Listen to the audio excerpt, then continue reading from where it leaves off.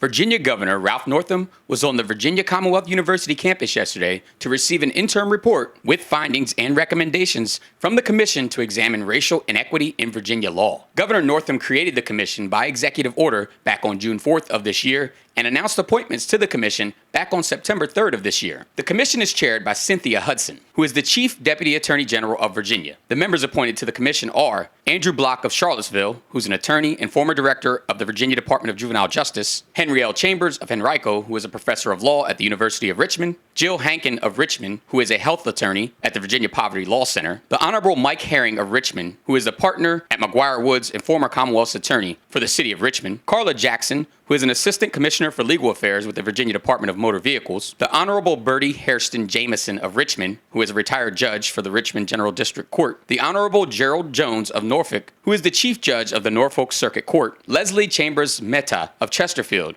who is the Chief of Staff and Counsel to the CEO of Richmond Metropolitan Transportation Authority. The commission was tasked with reviewing the Virginia Acts of Assembly, Code of Virginia, and administrative regulations to identify and make recommendations to address laws that were intended to or could have the effect of promoting or enabling racial discrimination or inequity. The commission is a part of the Northam administration's ongoing work to right historical inequities in areas like education, healthcare, and access to business opportunities. Northam signed the executive order to create the commission almost 4 months after a racist photo on Northam's 1984 yearbook page at Eastern Virginia Medical School surfaced. The photo shows one person in blackface and the other in a Ku Klux Klan outfit. Northam denied claims that he was either person in the photo after seeming to admit that he was the man in blackface in the photo. Nonetheless, despite numerous calls for his resignation by black leaders and leaders of his own party, Northam seems to be back in the good graces of the majority of Virginia's black population and the Democratic Party. It's safe to say Northam's popularity amongst those demographics has bounced back completely. And as long as the governor continues to put words to action,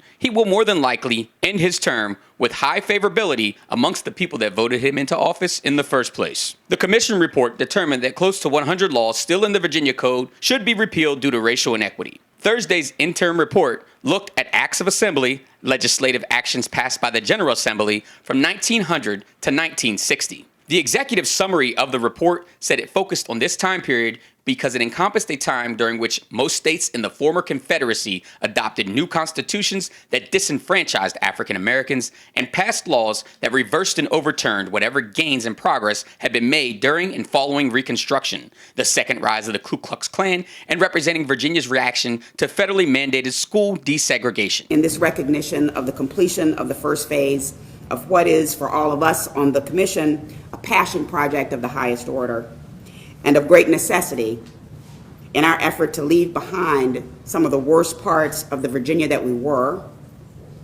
demonstrating the Virginia that we are today, and striving onward to the Virginia that we know we're going to be in the future.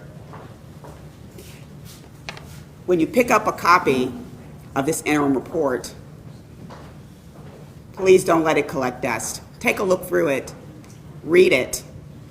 It's one thing to hear about, talk about, and even to live under the effects of some of the laws that are recommended for repeal there. It's a whole nother thing to read in print and the result of the deliberative process that results in a statute of the nature that you see here and that you'll see in the acts of assembly that are described in this report. Read it, remember, and never let it happen again. Northam spoke to those in attendance yesterday and addressed the report. Laws that consistently demeaned and dehumanized people for the color of their skin. And you can hear the impact of those laws in the stories the folks up here have and will continue to tell. This report cites 98 instances of such language and recommends removing them from our books.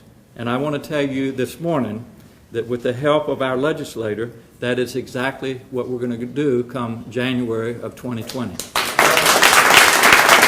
While most of these laws are outdated and not enforced, they are still on the books. The Commission's next task will be to examine current laws and the impact that they have on minorities. This is a developing story, and we will update our viewers the next time more news comes from the Commission or the Governor on this topic. In Richmond, Theodore Whitelow, Breaking Through News.